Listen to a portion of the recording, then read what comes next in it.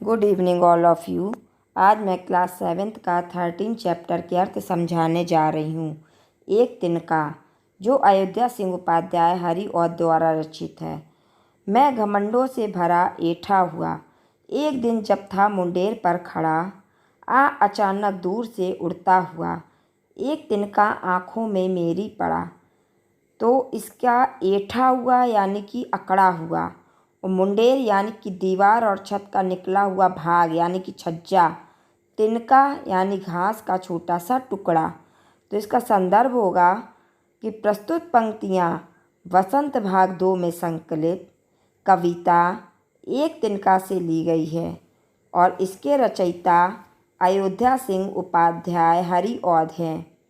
इसका प्रसंग होगा कि इन पंक्तियों में कवि ने अपनी आँख में तिनके के पड़ने का वर्णन किया है, और इसका अर्थ होगा कि कवि कहता है यानी कि कवि कहते हैं कि एक दिन जब वह घमंड से भरा हुआ, जब उसके अंदर बहुत ज़्यादा घमंड था, वो घमंड से भरा हुआ अपने मकान की मुंडेर पर खड़ा था, यानी कि छज्जे में वो खड़ा था और घमंड से भरा हुआ था।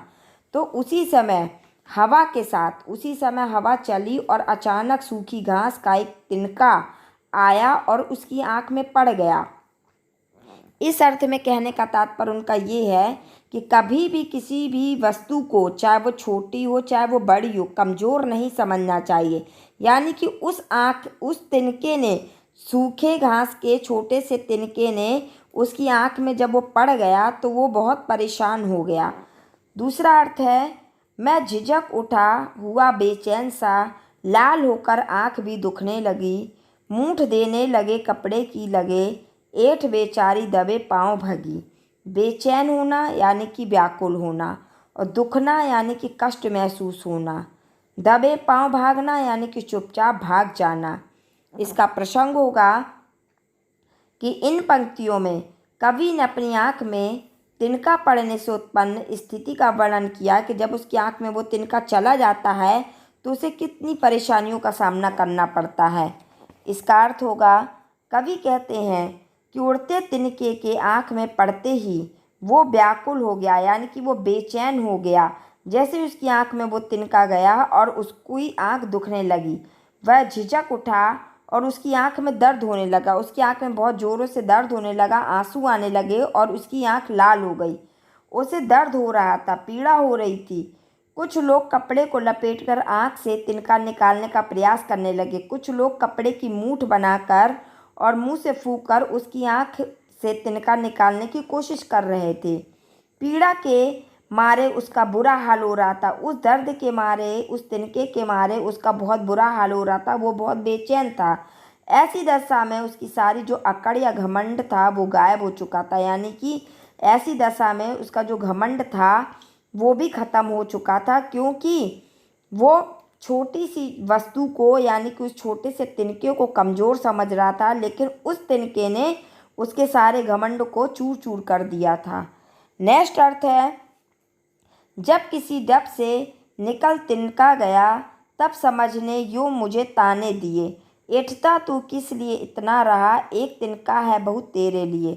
डब से यानी कि ढंग से या तरीके से, समझ यानी बुद्धि, ताना देना यानी कि व्यंग्यपूर्ण चुटीली बात करना। इसका प्रसंग होगा कि इन पंक्तियों में कवि ने आँख से तिनका निकलने तथा तिनके को शक्तिशाली न समझने का वर्णन किया। जब उसकी आँख से वो तिनका निकल गया लेकिन तिनके को वो शक्तिशाली नहीं समझ रहा था, उसका वर्णन किया गया है। और इसका अर्थ है, कवि कहते हैं कि अनेक प्रयास करने पर, जब अनेक कोशिश की, उसको करने पर किसी तरह से जब तिनका निकल गया, मतलब बहुत कोशिश करने के बाद उन्होंने उनकी आँख से तिनका निकाल लिया, तब मेरी बुद्धि ने मुझसे व्यंग्यपूर्ण बातें करते हुए कहा, तब मेरी जो बुद्धि थी उसने मुझे ताने मारते हुए कहा कि तू किस लिए इतना कर रहा था, तू किस लिए इतना घमंड कर रहा था, तू किस बल पर ऐठ दिखा रहा था, तेरे अंदर क्यों ऐसी ऐठ भरी हुई थी जिसके कारण तू घमंड दिखा रहा था। तेरे लिए तो यह एक छोटा सा तिनका ही काफ़ी है, यानी कि उस छोटे से तिनके ने तेरे घमंड को चूर चूर कर दिया। उसी प्रकार से वो कवि कह रहे हैं कि तेरे लिए ये छोटा सा तिनका ही काफ़ी है, जिसके बल पर तू अकड़ रहा था या अपना घमंड दिखा रहा था। इस कविता से शिक्षा मिलती है कि तिनके को भी कमज़ोर समझने की भूल नहीं करनी चाहिए, यानी कि किसी भी छोटी वस्तु को कमज़ोर समझने की भूल नहीं करनी चाहिए और कभी भी घमंड नहीं करना चाहिए। आई होप कि आपको ये अर्थ समझ में आए होंगे। Thank you.